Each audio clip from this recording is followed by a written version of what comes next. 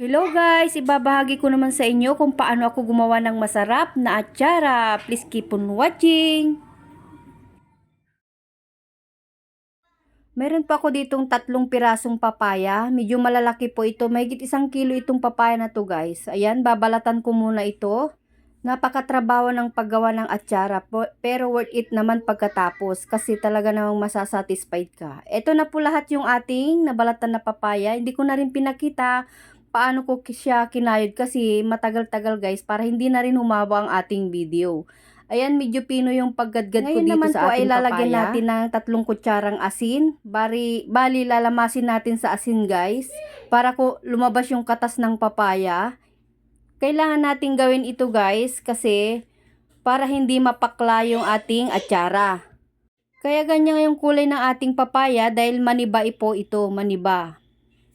Ayan, yun po yung gusto kong gawin kasi medyo manamis-namis talaga yung papaya pag ganitong maniba.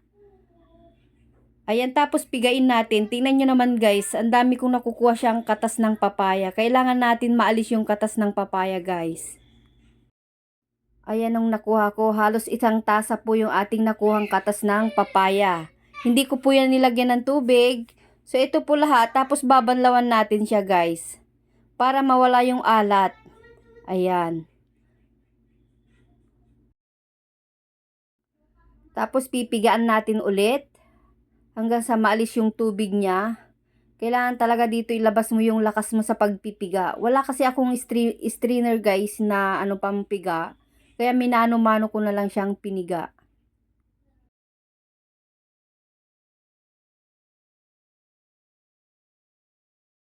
Ngayon guys ay isasalin ko muna dito sa isang malinis na kaldero.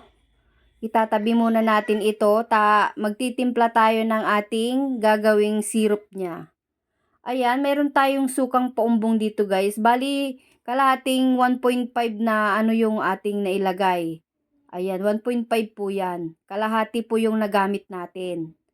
Pwede rin po yung kahit any brand. Tapos naglagay ako ng buong paminta.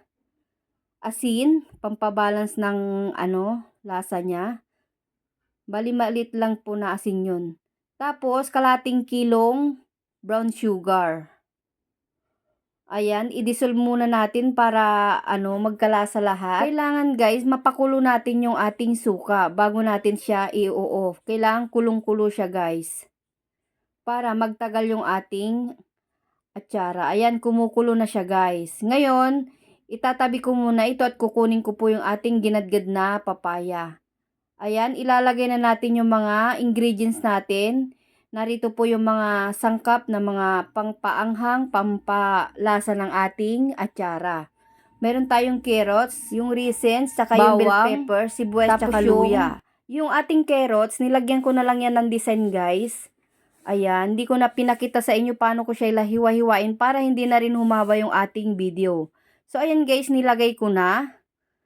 Ayan, wag nating pakuluan yan guys. Inuulit ko, wag na nating pakukuluan. Yung mga first timer na gumawa ng ating atsara. Tapos ilalagay ko na po yung ating ginadgad na papaya.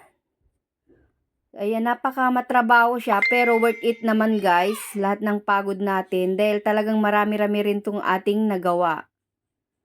Ayan, haluin natin para mag-combine lahat ng ating sangkap na nilagay. Sakto lang po yung suka na nilagay ko. Ganyan lang po kadami yung suka niya. Ayoko rin po yung sobrang dami ng suka niya. Yung katamtaman lang po talaga, yung malunod lang ng kaunti yung ating papaya. Ayan. Ayan, nabigyan ko na rin po yung mga friendship natin dyan sa atsara na yan. So, ayan po. Sana nakatulong itong video na to sa mga first timer na gumawa ng atsara. Maraming pong salamat sa inyong panonood. Pa-like and share naman po. Hanggang sa muli guys!